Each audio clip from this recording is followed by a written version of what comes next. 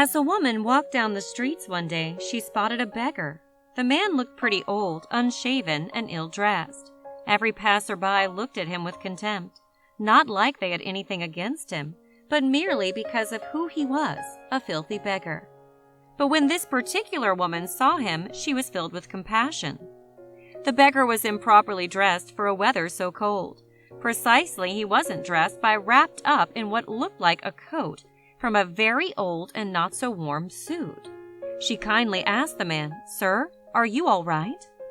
The man looked at the woman, who clearly by her appearance was a demonstration of what people from a wealthy background looked like. The old beggar thought that she, like every other person, was mocking him. "Leave me alone," he growled. The woman did not move. Instead, to his surprise, she smiled at him and gently asked if he was hungry. "No, I've just come from dining with the president. Now go away," the beggar replied with a notable sarcasm. The woman's smile did not fade. She slid her hands under the beggar's arm and tried to pick him up. "Woman, what do you think you're doing?" The beggar sounded annoyed. "Is there a problem, ma'am?" a policeman shouted, walking towards the lady and the beggar. "Not at all, officer. I was just trying to get this man to his feet. Will you help me?" the woman replied. The policeman looked at her with surprise. "That man is old Jack, and he's been here for years. What have you got to do with him anyway?" "I am taking him to a cafeteria to eat something and to get him out of the cold for a while," the woman answered. "Are you crazy, lady?" the homeless man resisted. "I don't want to go in there." Then he felt strong hands grab his other arm and lift him up. "Let me go, officer. I didn't do anything." "It's a good chance to feed yourself, Jack. Don't blow it," the officer advised. After a lot of difficulty, the woman and the officer managed to drag Jack into the cafeteria. It was past breakfast and too early for lunch hour of the day. The manager strode towards the table and asked, "What's going on here, officer?" he asked. "Is this man in trouble?" "She brought old Jack in here to be fed," the policeman answered. "Not in my cafeteria. People like him are bad for business," the manager angrily retorted.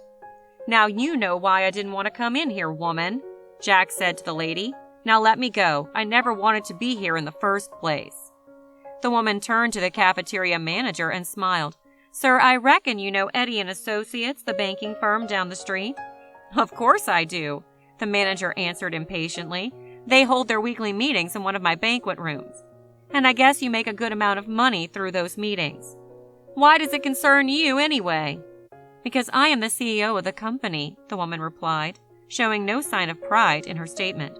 "Oh," it was all that the manager managed to say. She looked at the officer. "Would you like to join us in a cup of coffee and a meal, officer?"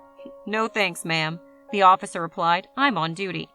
"Then perhaps a cup of coffee to go?" "Yes, ma'am. That would be very nice." "I'll get your coffee for you right away, officer," the manager immediately replied. "You served him right," he said.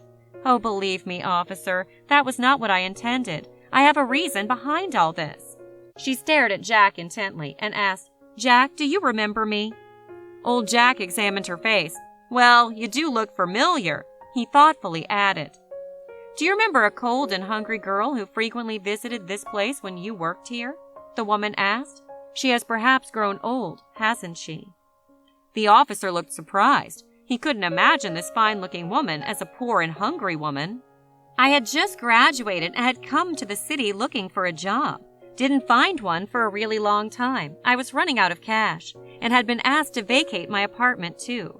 I lived on these streets for days. It was the cold month of February, I still remember. And that's when I found this place and walked in, hoping to find eatable my little budget could afford." Jack's face suddenly lit up. "Now I remember you. I used to be at the counter. You came up and asked me if you could work for something to eat. I said that it was against company policy." "I know," the woman said. "Then you offered me the biggest roast beef sandwich and a cup of coffee, and a table for me to sit and enjoy the meal. I saw you put the price of my food in the cash register." "So you started your own business?" old Jack asked. "No, not exactly. That very afternoon I got a job. I worked my way up, then I started my own business." She opened her purse and pulled out a business card.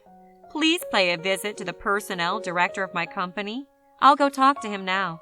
I'm sure there's something in my office for which we can use your help. We can even pay you a certain amount of your salary in advance." Fighting back the tears, Jack asked, "How can I ever repay your kindness?" "You don't have to," the woman answered. "Thank Jesus he led me to you." "Thank you for all your help, officer," she said to him as they both walked out the door. "On the contrary, Miss Eddie, thank you. I saw a miracle today. And of course, thank you for the coffee." She frowned. "I forgot to ask you whether you used cream or sugar. That's black." "I do use cream, and more sugar than what is good for my health," he replied. "I'm sorry," she said. "Please don't be. I have a feeling that this coffee is going to taste as sweet as sugar," he replied with a smile.